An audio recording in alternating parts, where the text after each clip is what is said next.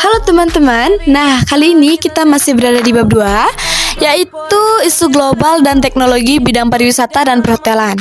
Namun kali ini kita tidak membahas tentang pengembangan dan pemutakhiran pengetahuan industri, pariwisata dan isu-isu global, melainkan di sini kita akan membahas tentang objek dan daya tarik wisata, serta pengembangan daerah tujuan wisata yang berkebinekaan. Nah, di sini saya akan menjelaskan tentang pengertian objek wisata dan jenis-jenis dari objek wisata.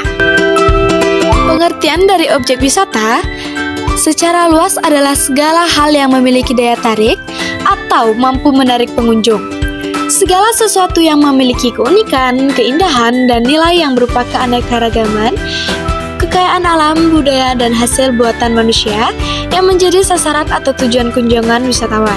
Selain itu, objek wisata juga dapat diartikan sebagai tempat atau lokasi yang dikunjungi oleh para wisatawan untuk menikmati keindahan dan bersenang-senang dalam waktu yang cukup lama untuk mendapat kepuasan dan kenangan indah selama di tempat wisata. Nah, kemudian ada jenis-jenis objek wisata. Berikut beberapa objek wisata berdasarkan motif wisatawan. Yang pertama ada wisata bahari. Wisata bahari seiring dikenal juga sebagai wisata tirta atau wisata maritim. Jenis wisata ini erat kaitannya dengan olahraga yang dilakukan di air, seperti danau, pantai, dan teluk. Yang kedua, ada wisata budaya.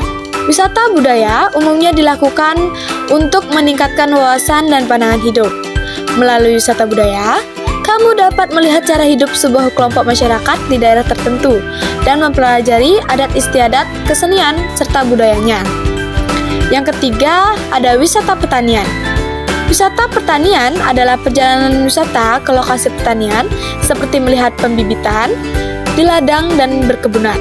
Pada umumnya, wisata jenis dilakukan dalam rangka studi atau sekedar berjalan-jalan menikmati pemandangan hijau yang terbentang. Yang keempat, ada wisata baru. Wisata baru umumnya dilakukan di negara yang memiliki daerah hutan yang dapat dijadikan tempat untuk berburu. Yang kelima, ada wisata ziarah. Wisata ziarah erat kaitannya dengan sejarah kepercayaan yang dianut masyarakat setempat dan adat istiadat. Yang keenam, ada wisata cagar alam. Wisata cagar alam dikenal pula dengan sebagai wisata konservasi, yaitu kegiatan berwisata dengan mengunjungi taman, lindung atau wilayah yang telah dilindungi oleh undang-undang agar kelestariannya tetap terjaga, walaupun menjadi tempat wisata. 3. Pengertian daya tarik wisata.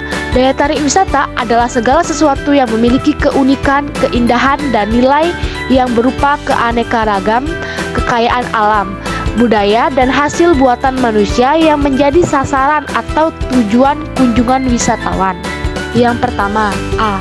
Daya tarik wisata terjadi karena mengagumi ciptaan Tuhan Yang Maha Esa tanpa ada sentuhan tangan manusia. Contoh dari daya tarik seperti ini adalah suasana alam yang masih murni dan binatang serta tumbuhan. Yang kedua, B. Daya tarik wisata karena adanya karya manusia. Contoh dari daya tarik seperti ini adalah berupa peninggalan purbakala, museum, seni budaya, peninggalan sejarah, dan tempat hiburan dan yang bersifat perpaduan antara alam dan buatan manusia seperti wisata buru dan wisata agro. 4. Kriteria daya tarik wisata. A. What to see. Kriteria yang pertama adalah memenuhi poin what to see, yaitu ada yang dapat dilihat atau dinikmati oleh wisatawan yang sedang datang, yaitu dapat berupa objek wisata atau atraksi wisata yang khas dan mampu memberikan hiburan. Contohnya panorama alam, pentas seni, dan sebagainya. B. What to do. Terdapat fasilitas atau wahana rekreasi yang dapat membuat pengunjung betah berwisata. Wahana atau fasilitas tersebut dapat berupa aktivitas yang dapat dilakukan selama di tempat wisata. C. What to buy. Tempat tujuan wisata harus menyediakan fasilitas untuk belanja, seperti kerajinan atau souvenir yang dapat dijadikan sebagai oleh-oleh. D. What to arrive. Meliputi aksesibilitas yang dapat dilalui dan cara yang dapat ditempuh oleh wisatawan agar dapat menjangkau daerah wisata tersebut. Dan yang terakhir ada what to stay. Kriteria yang terakhir ini adalah mengenai cara wisatawan dapat bermukim sementara ketika liburan. Untuk memenuhi kriteria tersebut, maka di sekitar daerah wisata diperlukan sarana akomodasi.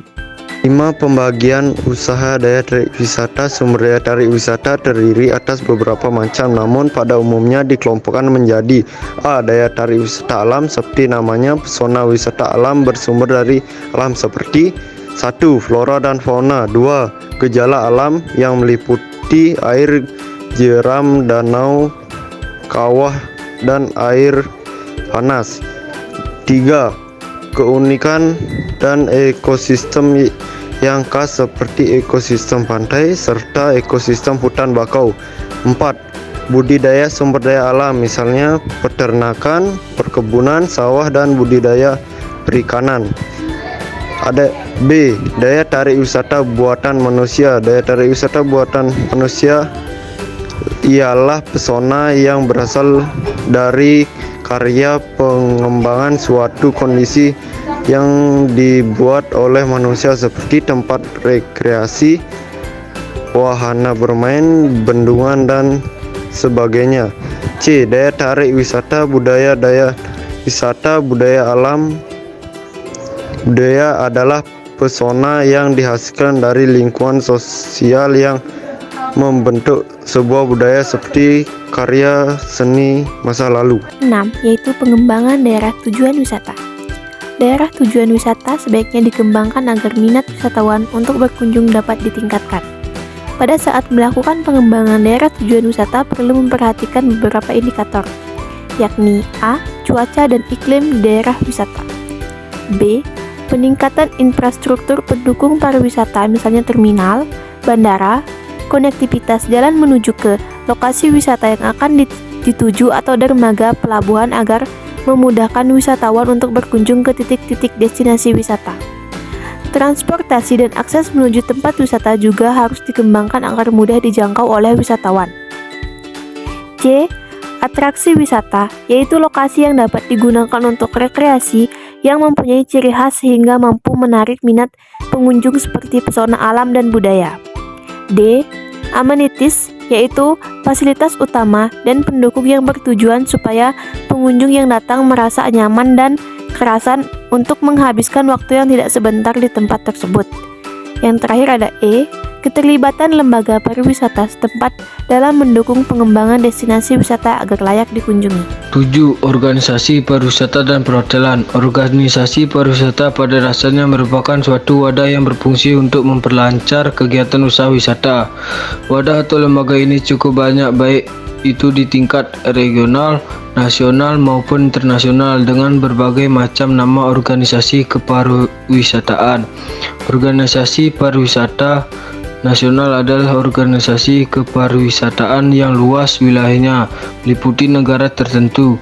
Organisasi pariwisata regional adalah organisasi kepariwisataan yang luas wilayahnya, meliputi beberapa negara tertentu saja, seperti ASEAN, Asia, Eropa, dan lain sebagainya. Tujuan utama untuk mengembangkan, mempromosikan, dan melancarkan perjalanan ke dan dari wilayah kawasan tersebut. Organisasi pariwisata internasional adalah lembaga atau organisasi sebagai wadah yang berfungsi untuk memperlancar kegiatan usaha wisata dan kerjasama antar negara sehingga dapat memahami kepentingan dari masing-masing negara, terutama dalam bidang kepariwisataan. Setiap negara yang mengembangkan sektor pariwisata tidak lepas dari negara atau dunia internasional, sehingga memerlukan suatu organisasi yang dapat berfungsi sebagai kerjasama. Penyebaran informasi tentang kepariwisataan yang ada di negara tersebut dengan kerjasama antar negara secara bilateral atau multilateral dapat memperbesar jumlah kunjungan wisatawan dan memperlancar arus wisatawan.